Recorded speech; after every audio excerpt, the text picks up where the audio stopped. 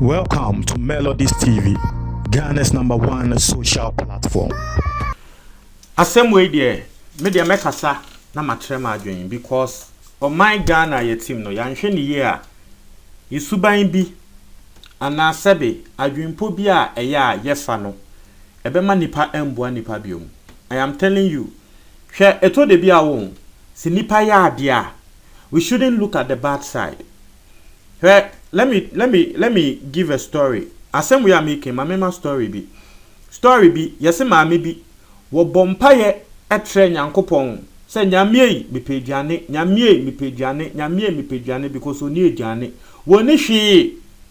wo beti ane se kokoko ne punu ano obi di eduane abre no ogie eduane na eno oda nipa ko na ase eno oto ne punu nim eno okọ eno koda nyankopon se nyankopon meda ase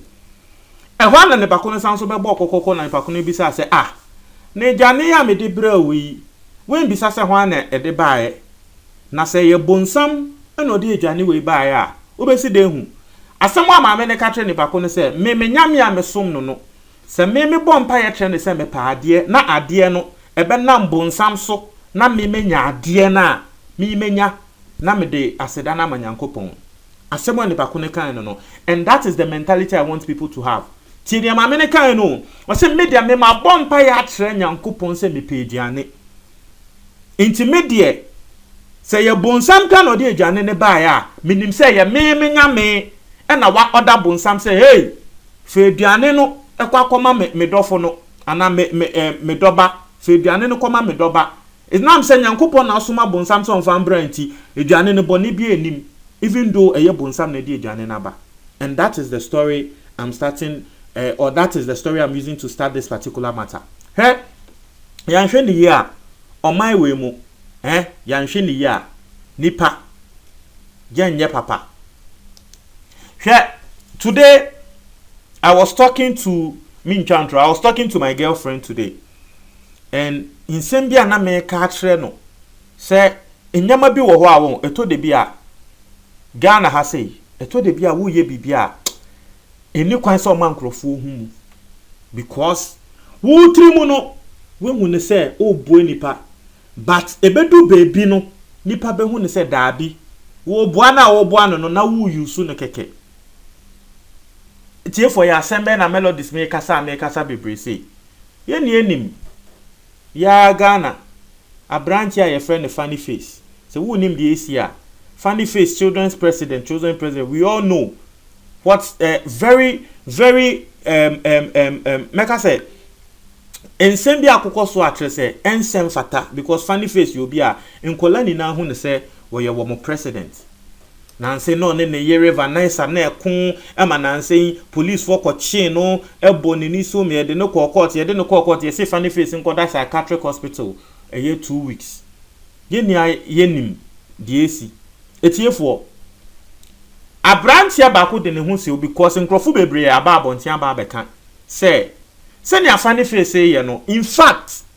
doctors na was psychiatric hospital ho eka say Funny Face wo a na wa hia say wo bo ne girlfriend ni din Vanessa no obo ne mba nso din Ella Mbella obo Vanessa din Ella Mbella. So people who have actually experienced something like this before ekan say Funny Face ho ebeto na e was say Vanessa no ene Ella Mbella no e was say yedi omo e bra psychiatric hospital ho na Funny Face hu omo ane ho beto no abranche ba kwa wono de wetin watu ne ho asi ho se nyonkopa nyonkopa aye friend no Kweku Menu ye ni enim se Funny Face insensem we by Kweku Menu yo bi a wata Funny Face echi Kweku Menu do ne ho si ho edo ne ho to ho ene friend say Vanessa Funny Face girlfriend ni ebusuafo ekokasa because ebufuo wom Funny Face ba bontin be di ne girlfriend no ne mami atem edi ne papa atem di girlfriend angasa atem poto social media odi omo atem poto nti ebusuan ne kra no ebufuo ewom but Kweku Menu ekohu lady no nebusuan eni omo kasa ye fine ema wo mo ti ase se wo mo bedi Kweku Menu echi aba enkran na womo aba be hu funny face because Kwaku Menu mo ti ase say funny face ho ebeto no e wo say funny face hu omo na wone nkola ne so ye den osuo mu because wa fe omo Kwaku Menu de ne car no de ne funny face baby mama Vanessa yi ene nkola yi ene omo maame ne omo nana etena car ne mu efri enkran eba efri Kumase sorry eba enkran ye be pe baby mo omo daaye eduane a wo mu bedi bibia trese Kwaku Menu so teye edan du ya Kwaku Menu du omo ekọ psychiatric hospital funny face na kasa ho omo no nani age. In fact doctors ne kraka se dey na Kwaku Menu ede eye funny face ne yere ene ne mba na eba hospital ho no funny face etumi adama wa die since time I didn't buy psychiatric hospital. That was the day wo die pa wo mu hu ne say yes ache the pressure so just say ade na na nkrofo ka say funny face se yanya ne sa na be ma ne ho ato no no omo aya ma sisi ano ne ho ato no doctors ne kre hu say a branch sisi ade ne ho to ne ba etie for say ndem me sorry an say funny face family wo mo akọ Peace FM kansem especially lady bi oso funny face sister kasa kasa ma ni twi Kwaku Menu na the host of the show Kwesi Aboagye wanya de meka de ntia meka say the host of the show Kwesi Aboagye wanya de because insem bi wo ho a won me de ene na meka no. That is why I started and I gave you the first story na me de mamu no eto de bi a won asem bi si a there is a good side and there is a bad side. But eto de bia, look at the good side. I say me and America no. Because you see, if we say we are quantifying the things that Kwaku Menu did, ebia, yes, because okay, let me talk about the issue right now. Funny face ne sister sembia wokan na mabawe so otherwise ebe confuse mo. Funny face sister sembia wokan ne say Kwaku Menu because Kwaku Menu so eba no we twa video we call psychiatric hospital ho no funny face ekita nkola no na nani age no Kwaku Menu twa video oni funny face na nani age oni girl na kasa Kwaku Menu twa video no the video no be to YouTube or the video no be to YouTube no funny face family buefu ama ne sister aka say ani Kwaku Menu sika wo benya every YouTube video ni mu no intiana wo be yes ade na wo de akoto you na me say Ewurade Yesu Kristo aden na sisia na ya na Ghana fo ebi mo mentality sa me nso me wo ho a wo bi si Kennedy Japan asem a sa time na ya me ka Kennedy Japan asem no o si esika o penti na de bia wo ka ken mo de ya mo say ya na aye nkrofo bi say YouTube ya ye wo yi se wo di video be to wa na nkrofo sha na just a hona when you pay $1 million be. I can tell you for a fact. Say and that me no ka say Kwaku Menu funny face video no there to one kra me sure say sa video no kra we nya $100 e wo so.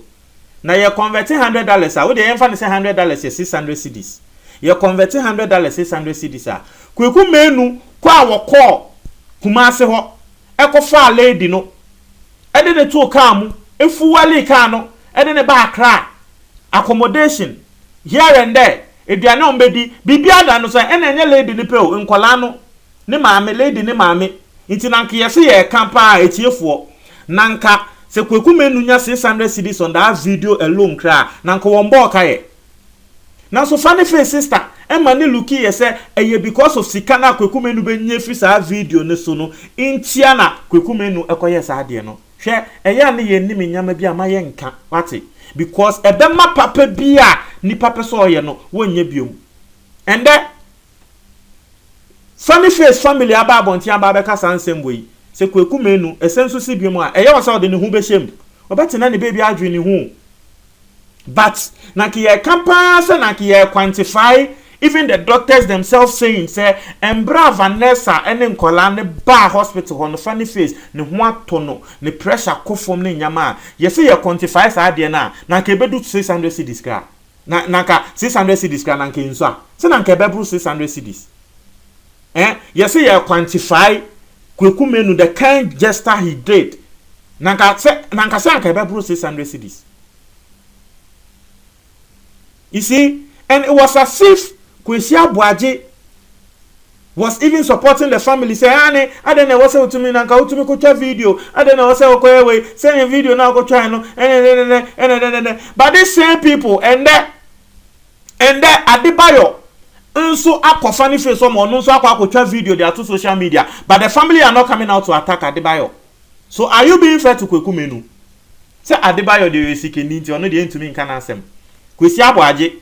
na Kwesi Aboagye ka asem no wo court, funny face asem no wo. How is the court matter related to this?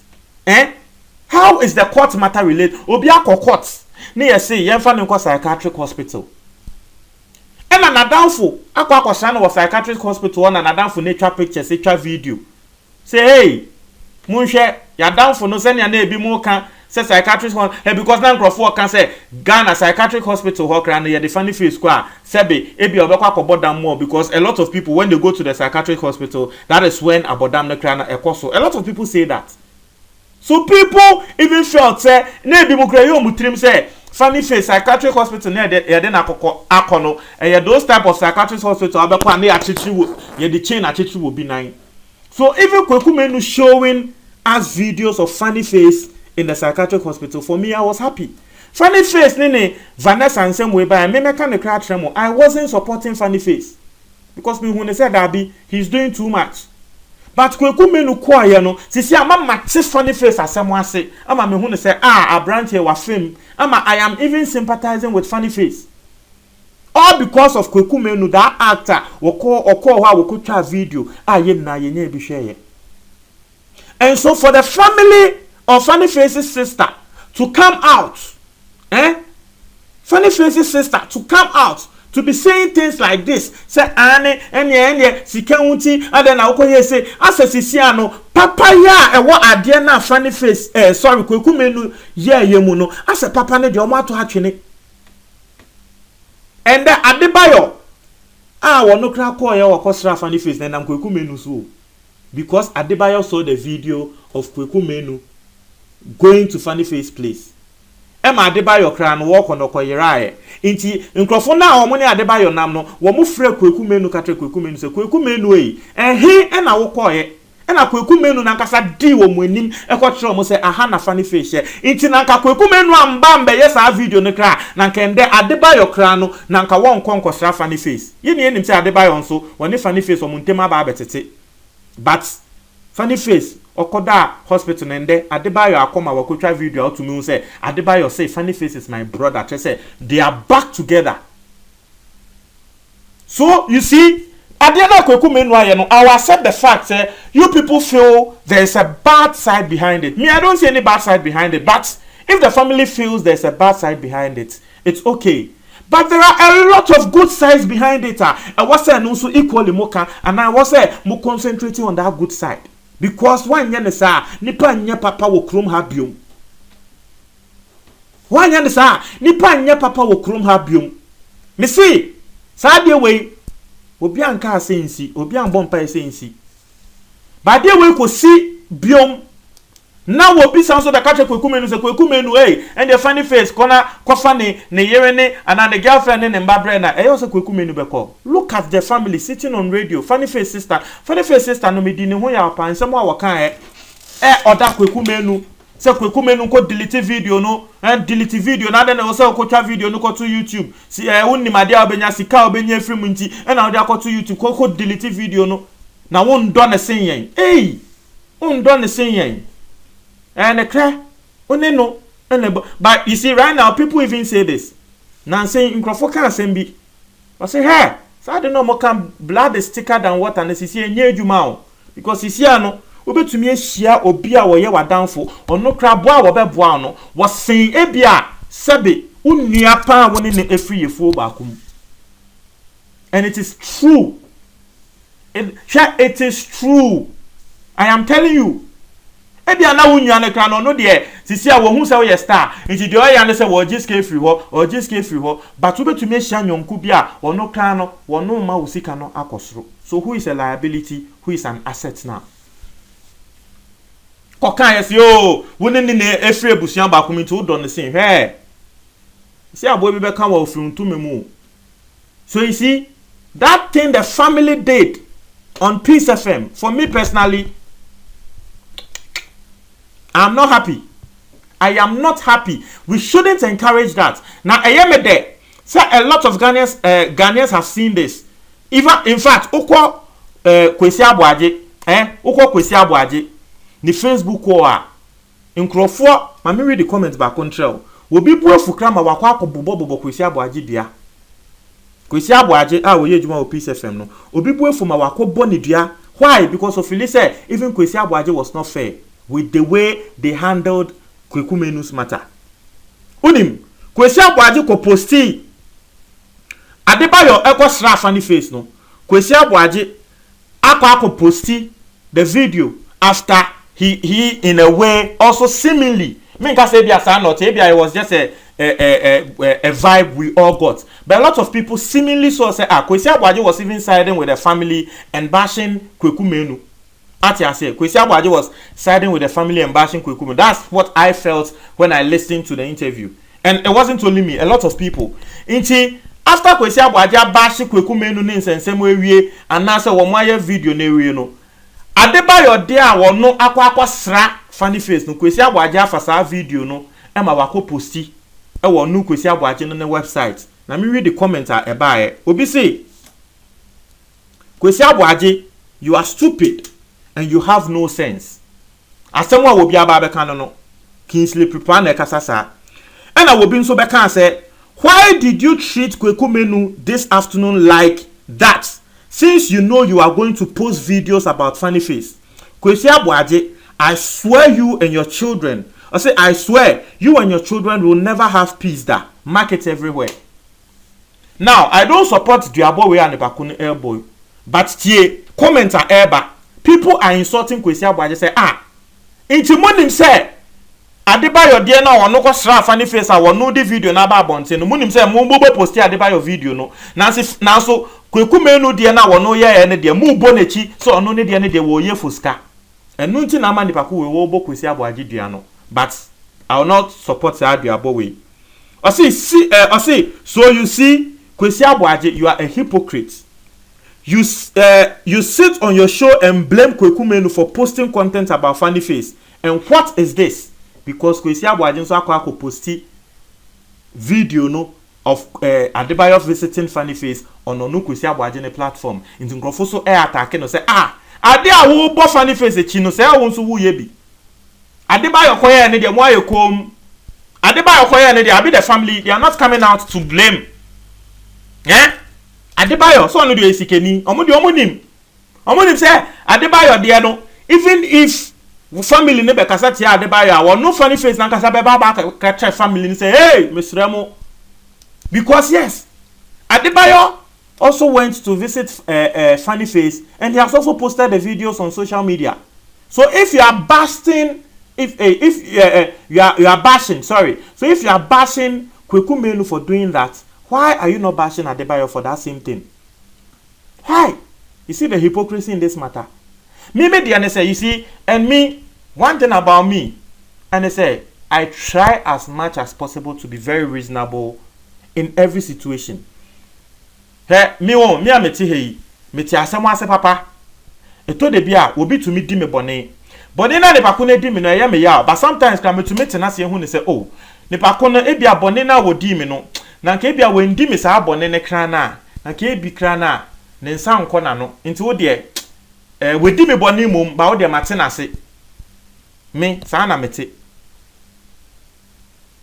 And you see, say ye na ye nya sa akoma ni bi, a little bit of sa akoma ne kra na. Nanka we will understand and appreciate everything that goes wrong. Medium account. What dear, ade Kweku Menu aye no. What dear yamfa ne say what dear wo sika nti na waye. And I've told you because obi a woni me bia nim say me share YouTube as yenye nde. Me share YouTube as at least if for nothing at all, you are seeing the number of my subscribers. Kwesi Abuaje wo YouTube. So he knows.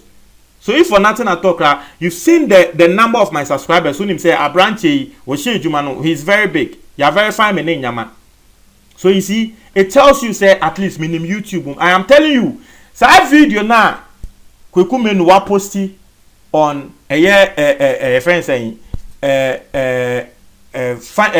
wa posti on Funny Face no. Wo de yem fan say sa video no kra no Kweku Menu benya $200 or so. Endro, but wo de yem fan say Kweku Menu benya $200 on that video. If Kweku Menu makes $200 on that video, wo na wo kan say sikenti na wa ba be posti. Me say wo call Kumase any family no kokasa ebia wane family no kasa kra na wo free ho kra no wo bejo mo kwan e di sika kakra o mo de mo ngi nhya mo ho for pure water na for nsuo for bibi calculate e no ka ho ne time a we waste kra akotena family no etumi a convince sebe Vanessa no a convince Vanessa mame a convince Vanessa papa a convince Vanessa ne nana ama wo mo ate ase ne papa na mba bi but nkofo we ate ase say okay wo mo nso be jai de wo mo ye nina na wo mo because at least wo mo nso hu say Funny Face na asem a esini nti at least anko mo in their own no nanka wo mo abetumi aka say oh we de ye hu say ne ho atre nti ya ye ba but Kweku Menu ni o mo be ka say no mo ka say okay o de ye beti ase ama wo mo ti ase me ameti he me melodies ameti he me metitema o be ka tell me say BBS na won be family nko Kumase a I'm telling you the truth me nko because se me free tema ha eko Kumase a me I do a lot of things aside the YouTube me catch them I am a farmer I do a lot of things it is me free tema no eko na me ko waste sa one day no wo Kumase a enyama be family no etiefo maso be hye nti me de I'll tell you the truth anka me ntumi nko but se wo mu ja wo mu bi ato ho na wo mu edi echi efri Kumase atena ka mu at least Kweku Menu do Linda Doa e wo se wo to eduane kakra because wo tena ofri Kumase ba 4-5 hours na wo ba untumi nga se hundidi at least nkola no ebedu ma emergency no mo gina baby agenso me say meto nsuo ne nyama obeto bibi e wo kwan so because yes o ba udu nkokọ kra na obeto brodo ne sa nyama no o de Kweku Menu fuel a wo de free e ho eba no o de enka ne se fuel ne kra no because Kweku Menu was using a big car enfa se fuel ne kra ye 200 cedis wato fuel 200 cedis o de tifi o de enfa se $200 no e 1200 cedis na Kweku Menu free Kumase aba wato fuel 200 cedis tifim sa aka 1000 wato indiane ama nkola no ene maame no ende Linda do eduane baako be me call ya the last time me file Linda me use Linda do no I think it was over 4 years ago 5 years ago by that time krana eduane jollof pack baako yes 12 cedis so se den 15 cedis so se den into the enfane say jollof no pack baako ye 10 cedis na ya top pack 3 omo take an omo bro 3 o but the enfane say jollof no ye top pack 3 pe that is 30 cedis Kweku Menu nankasa ono de o de man for no ne de nka ho tie no nso film omo jinso ye ne nyama ye begiska ba o de tie no film aba enkran baby a wo mo beda because omo de omo tie omo baby and Kweku Menu ko for omo bae so he has to settle the accommodation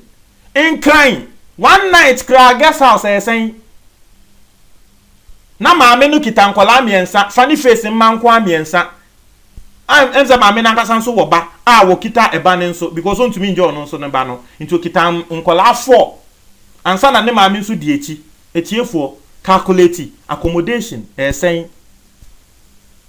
ombe sorry anopa di ombe di sa anopa no because they na omo kan say say they no ombe du ye they no omo kan say time no omo kan say omo nkwasa Funny Face ne kra no the time was rescheduled ekwanim tinin na eye kai dan de so akosro mu wie ye still wo mo wan kran ya wo mo ye interviews ni nyama ni na ya de a eda Kweku Menu so into tifim mu a na Kweku Menu say be $200 kan no nya for sa tifim na hwese hwan na deka e na maka no aside that no the benefits of Kweku Menu de na kra no the emotional benefits won say enyama bi wo ho a na make no you can't quantify say wo bi ama we feel good. And I'll bring me eya na me kan crofo say me peke ne Japan asem me peke ne Japan asem pa ni nsem bebre wo ho a ebi wo ho ka me fa me de ye efutuo ken Japan video bi a interview bi a wo koye e wasase radio o se wono ken de Japan no wono onim say masa wo mbe ye say I love onim say nde oba bi a wo pa bia no wo benya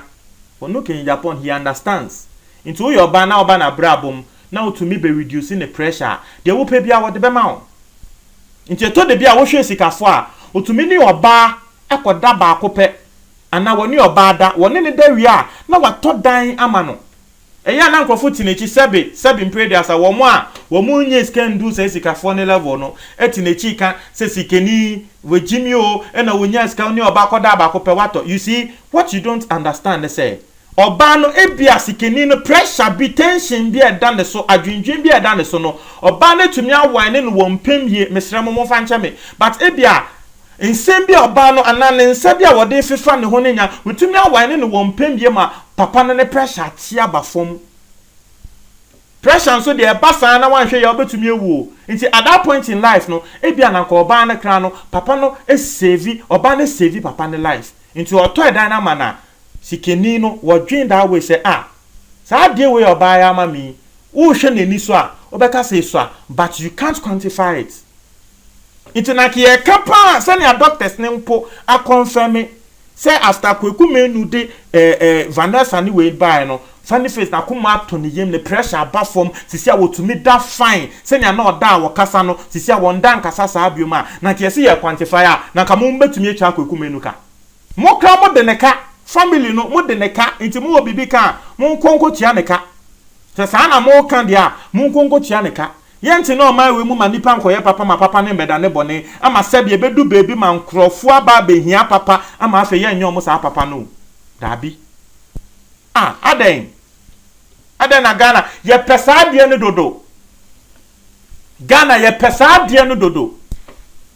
and America me see Sadia well the reason why I'm even talking about this matter and I'm very it's been very long but I'm using a lot of times talking a lot of time talking about this matter and I said and there I was discussing this matter with my girlfriend na me catch no madam fu bi sa was share we biase program biase was share so oye sa wo ye gospel in sensem sa wono edinisika ekoto cameras edinisika eye editing ye bibia na waba be fa sebe waka say oh yenye say yesum nyame eya na nkrofo nani age because the thing even gives the people fame omo betina camera nani mu a omo tonjum ehye nyankopon animu nyam ne nyama we are now editing we wasted time over a week no they are editing video no and the sound no ni bibia no they are to YouTube o sha so dey to YouTube no wa wonim YouTube o sha sia wonya views wo boka ono boka equipment ni nyawa no ono boka woni bibia wo sa current light ni bibia wo no boka e de ye nyama no nya hwe ebedu baby channel no be pick up well yes you see and I told him channel no start me catch say he should prepare because ebedu baby na channel no pick up no be chance say wonya skape Ghana for send your mentality nete no wono nkrofo wo susu say wo bo omo no o mbetwa ne ho aba be ka say sisi ano wo de yen diska ebedu baby channel no ebe pick up a wono at least e ka wa bo wo de bete ne ho kakra no ya kwa count nkrofo itrim ama nkrofo ya ba be ka tre madam for ne say wo de yen diska say meanwhile and na me madam for ne so nkrofo ne kra wo mu benya fame e man sorry to me from say wo mu mbra mbe ye worship wa sorry programs wo mu mbra mbe ye wo mu call programs no mu ko ji o musika wo mu mbra madam for ne biu nanso ebedu say madam for ne so de e peke kakra afei wo timu de kakra no na ebi mu abaichi say ani na wo yusu ye nti yenso sisi a yenso ye kwa kote yankasa ye channel yenso ye kwa koye yankasa ye channel wo mu yankasa koye o mu channel no mu hu say he sa de na nye easy sa omo de to hwa omo fi say easy sa na Ghana for yete. That is why I'll also talk about Kennedy Japan once again. Kennedy Japan say person your business I mean your business with Ghanaian and you see it once I told the bia you don't want to accept things like that but it is true. I told the bia enyama bi sa no eya na wo mpesa obegya atum but wo hwemu a eye ne kre embra wo bre na wo po nipa ko no na wo yese no eno de ye nka ho wo sha se wo timu de ka krebi o de ye jiska o de mu jiska o de ye jiska and that issue ebeda embra may her soul rest in peace embra eboni wuye no hwe eboni manager ene eboni papa ebeda ne ntokwa ene no de eboni jiska o si me na me eboni fame no chese sa na Ghana for yeti sa na yeti obi ya papa ye nhwem ye de ye hwe the bad side o de ye jiska de ye yesa ye ebema sebe ye mbua nipa wo kurum ha enye ye njai enye